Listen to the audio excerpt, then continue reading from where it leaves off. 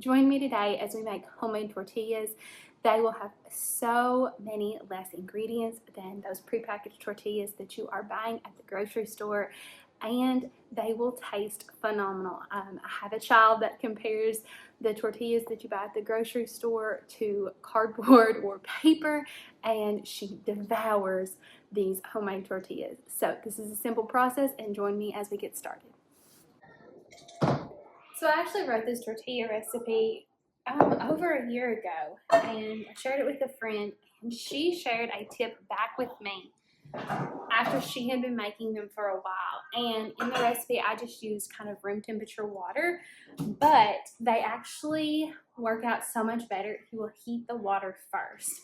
It's fine to use room temperature water. You may just have to let the dough sit for a bit, but if you'll use warm water, it'll come together so much faster.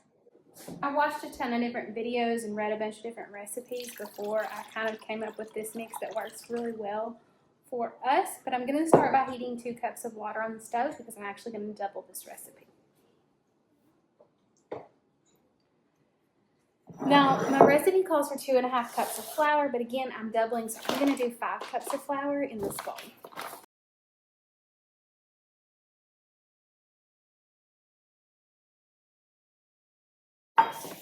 Okay, so I think traditionally more of like a lard would be used, but I just use coconut oil, and sometimes I use a combination of coconut oil and butter. When I originally wrote the recipe, I wrote it for 1/3 cup solid fat and 2 tablespoons of butter.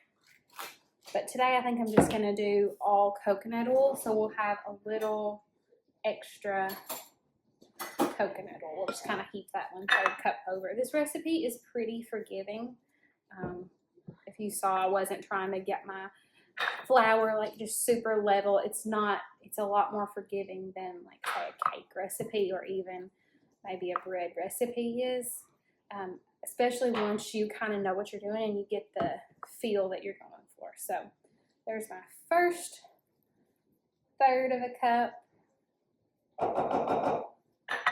And my second 1/3 cup. Now, if you had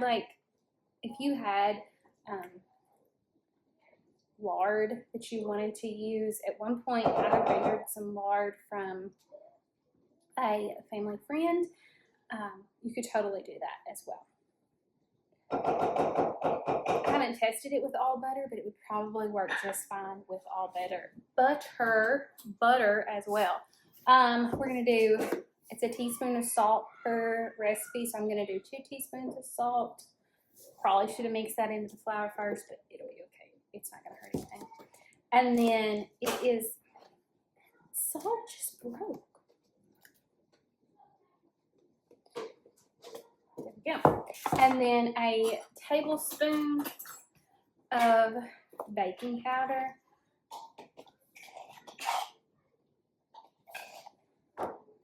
So again, I'm doubling the recipe. So I usually mix that all in first before I mix the fat in, but I didn't, so there you go. Okay, I like to go in with my hands just like when I'm doing biscuits. I just don't care for a pastry, what's it called? Pastry cutter, pastry blender, but if you like those, feel free to use one. We're just gonna work fat into the flour just like as if you were doing biscuits. So they say to go for like a sandy texture, and I guess that's true, but what I find is I just kind of work it until there's no huge chunks of the fat in there, and it seems like most of the flour is kind of coated in the fat.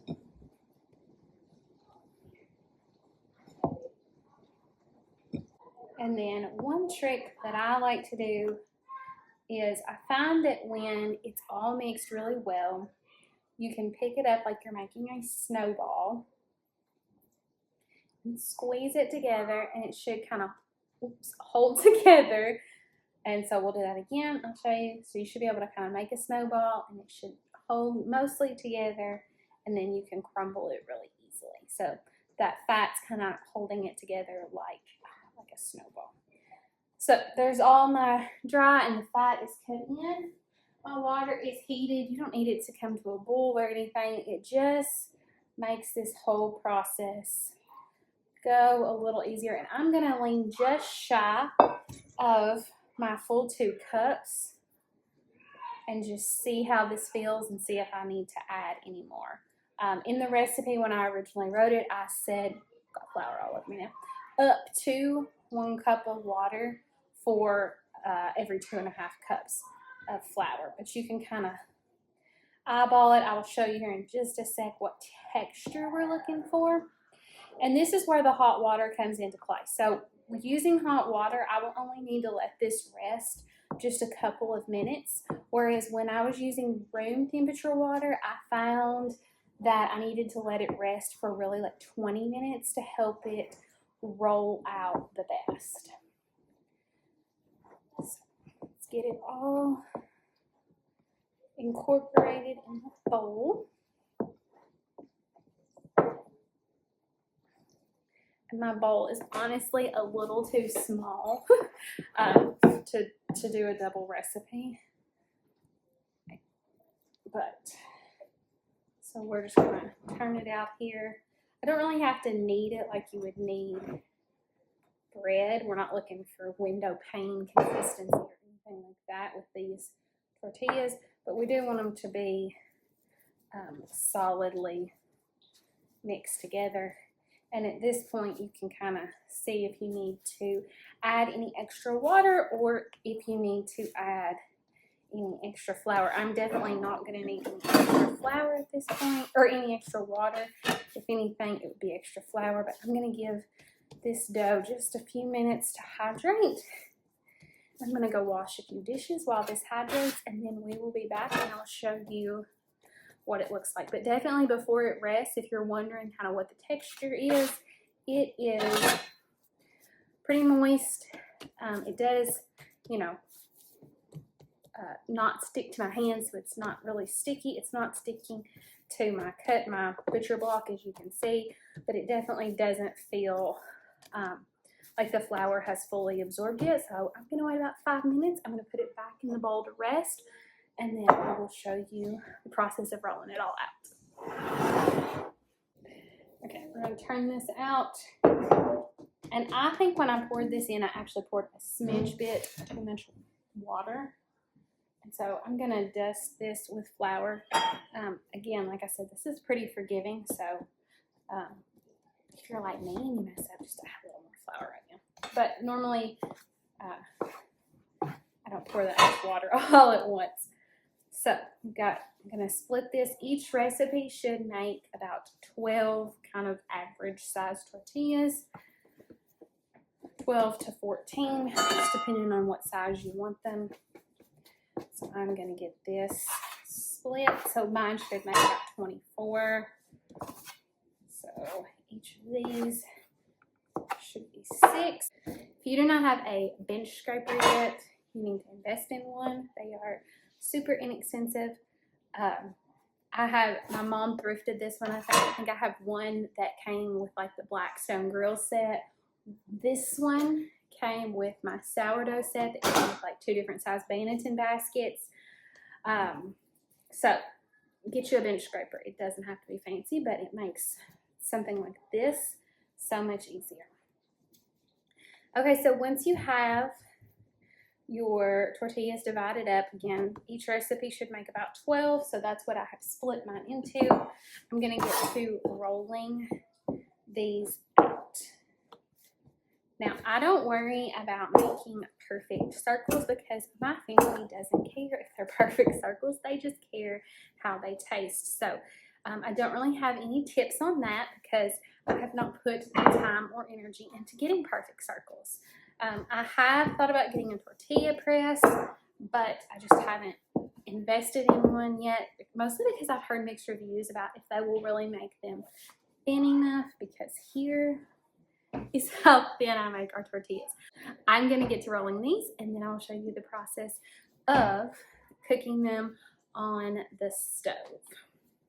So again, I just kind of pat these out, throw them down, and I just roll with just a regular rolling pin. Now, I like the kind of rolling pin with no handles, but if you like the handled kind, let me know. But this is my preferred kind. I find that the other kind just like kind of spins aimlessly and it does not work very well for me.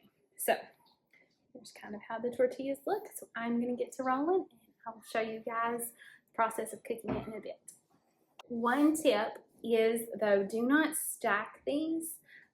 If you're like me and you like to get a few rolled before you start cooking, do not stack them directly on top of each other. If you'll see here, I'm kind of doing them just a little bit offset. If you stack them completely on top of each other, they will kind of meld back together, and I know from experience that it's not very fun to try to undo this. So just kind of line them up on your counter if you have room, or roll them and cook them as you're rolling them. I've done that before too, and it works perfectly fine. I just kind of like to get several of them rolled before I start cooking and trying to balance going back and forth. Okay, I'm sorry. I have no good angle from my stove. It is literally like in a little cutty hole, and there's no good angle. So here you are. I do cook my tortillas on a cast iron pan. I do really like this flat-ish one from Lodge. I think it's called like the round grill pan. I'm not sure, but I really do like that one. If you are here very long, you know that I cook most everything on cast iron, and everything is either in cast iron or stainless steel, which is quite funny considering my apron says Teflon, if you hadn't noticed. But this was just a Hobby Lobby pickup one day, and I don't use Teflon. So if you see that, it's not that I'm repping Teflon. It is that this was an apron that was at Hobby Lobby and the color got me. So I'm gonna get this pan hot before I put the first tortilla down. Okay, so my pan has been heating up, and I'm going to take my tortilla and just lay it down on the pan. I do not grease the pan, I do not oil the pan, I don't put anything down on the pan, just there, and I wait for little bubbles to appear, and that lets me know it is ready to flip. Here are the little bubbles that start to appear, and once you see those, you know it is ready to flip. So I have those little bubbles, so I'm just gonna go right in and flip. And I'm just gonna repeat the process with the 23 others that are over there.